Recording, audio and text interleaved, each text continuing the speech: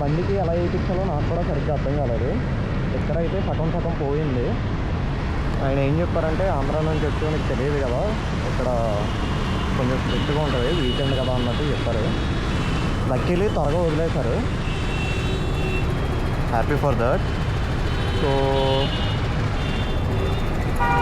Same అంతే. ఇందాక ఎక్కడ ఆపానంటే వెనకాలకి వెళ్తే సెక్రటేరియట్ ఇందాక చూపించింది, ఇంకా నక్లెస్ రోడ్ వస్తుంది. రైట్కి వెళ్తే పంజాగుట్ట, లెఫ్ట్కి వెళ్తే మన Vijayawada side LB Nagar, assembly etcetera ఇలా వస్తాయన్నమాట. గ్రీన్ ఇచ్చారు.